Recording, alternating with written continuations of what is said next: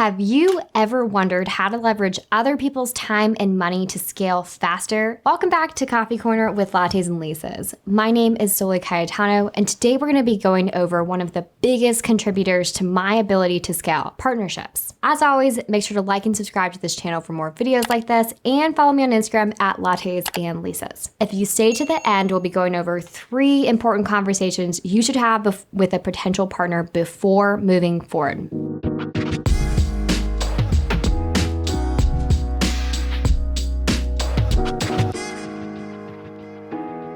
I like to think about real estate in 3 different parts.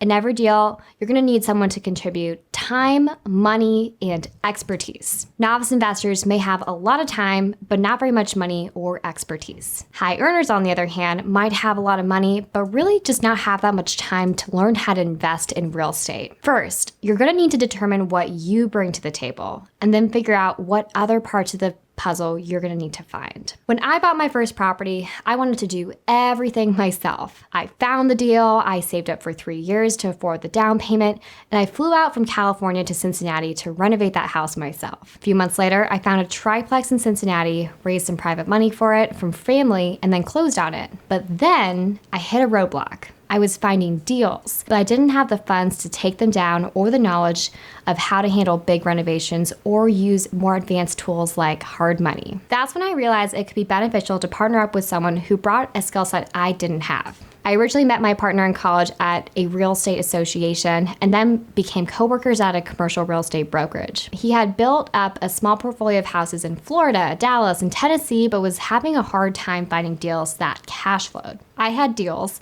and a lot of time to spend on our investments, and he brought the money and expertise. Prior to our partnerships, I brought 4 doors in 6 months, but together we were able to scale much more quickly and acquired 17 more doors in the next 6 months. If you're looking to go the partnership route, here are 3 actionable items that you can take. Number 1, you're going to want to identify what you bring to the table. A lot of people start with what they are looking for in a partner, but don't realize that they first need to determine what strengths they bring to the partnership. Do you have a strong W-2 income to qualify for loans? Do you have money to invest? Do you have knowledge or relationships in construction, deal flow?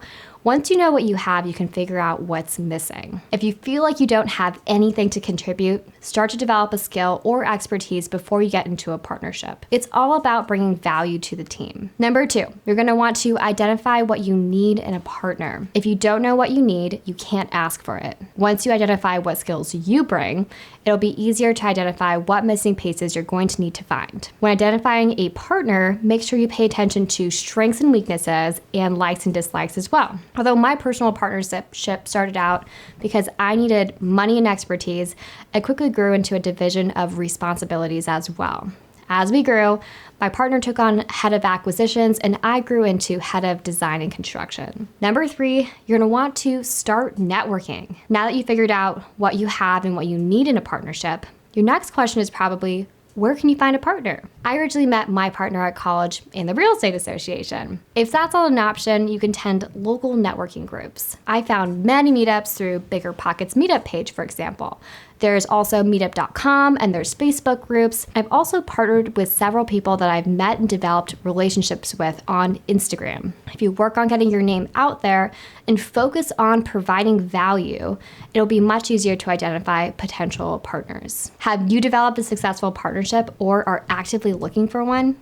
Let us know in the comments if you have any more helpful tips for identifying a solid partnership. Now it comes to the fun part. Partnerships should be taken very seriously. They often require a lot of money, time, and risk, and you want to make sure that you're going to get into business with someone who will weather a storm with you. Really recommend having tough conversations up front. If you can't have tough conversations, it probably isn't the partnership for you. Here are 3 conversations you need to have before jumping into a partnership. Number 1 is exit strategy. If you're buying a property together, do you flip it? Do you hold it? Do you refinance it? Do you eventually sell it? You want to have a clear path, a plan for an investment so there isn't a disagreement down the line. You can always choose to revisit the strategy down the line, but having that initial conversation can save a lot of heartache. Number 2 is profit distribution. Do you want to distribute cash flow so you can live off it, or do you want to reinvest 100% of the profit? Make sure you have a clear understanding of this before you start making money to avoid arguments on how profit is used once it starts coming in. And finally, the most fun part, worst case scenarios. Surprises always come up in real estate investing, and things don't always go smoothly. You might lose money.